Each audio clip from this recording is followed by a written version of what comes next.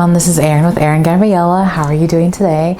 I am an entrepreneur, small business owner, and certified Reiki practitioner. If you want to support me, I have links below. You can visit my Etsy shop. I have crystals and clothing with spiritually inspiring messages, and you can also book a distance Reiki session with me via Zoom on my Facebook page. So if you're interested in any of those, I have links below. Subscribe if you like my content.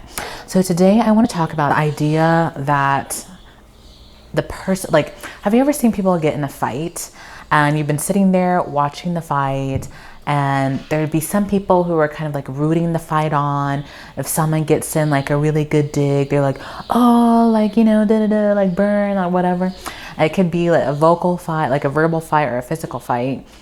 And there's also, like, on TV, they do the same thing. Like, you have the housewife shows, which I used to love back when I was kind of asleep, but I really don't pay as much attention to now. Like the Love and Hip Hop, like Big Brother, all these shows that's all about like negativity, drama, and hatred. What I've noticed is that people, like spectators, have a tendency to feel like the person who got like the biggest dig or like the hardest dig is somehow the winner of the fight.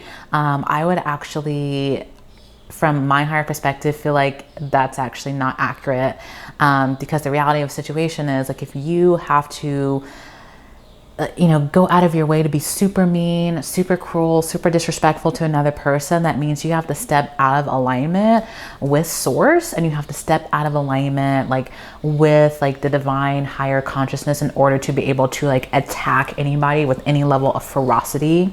And anytime you do that, you're losing. You know what I mean?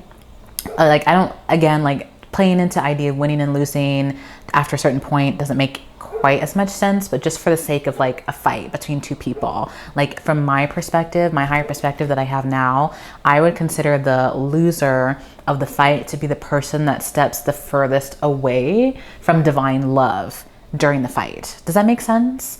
So like the person, like, I'll give you an example. I was actually watching a housewife episode.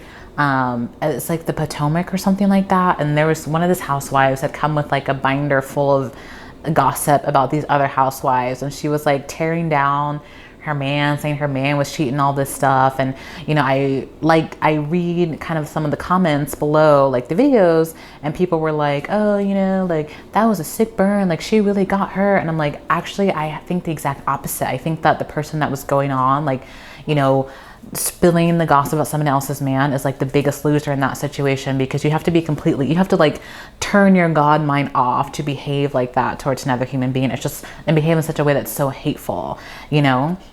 So I would challenge anyone who really feels like they need to attack back, or they need to, you know, they need to encourage somebody else, like really going in a way that's just hateful and negative for another person, to really take a step back and realize that there's nothing victorious about that. There's nothing exciting about that. There's nothing empowering about that for either person. It's really just a sad, pathetic situation. And ultimately the person who is the quote unquote winner of the dispute or the argument is the person who steps away, maintaining the highest vibration, not the person who got in the biggest dig.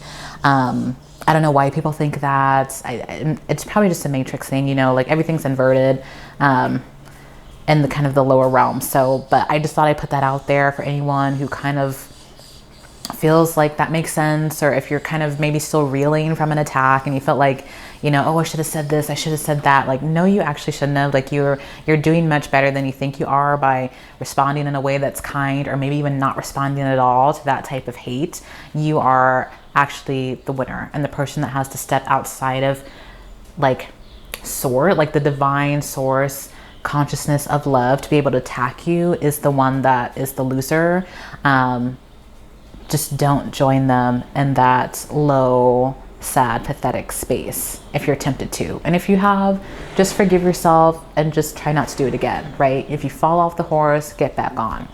So that's what I have to say. Just some, you know, few thoughts here and there about that. My name is Arien with Gabriella. If you like my content, please subscribe. I love you and have a great day.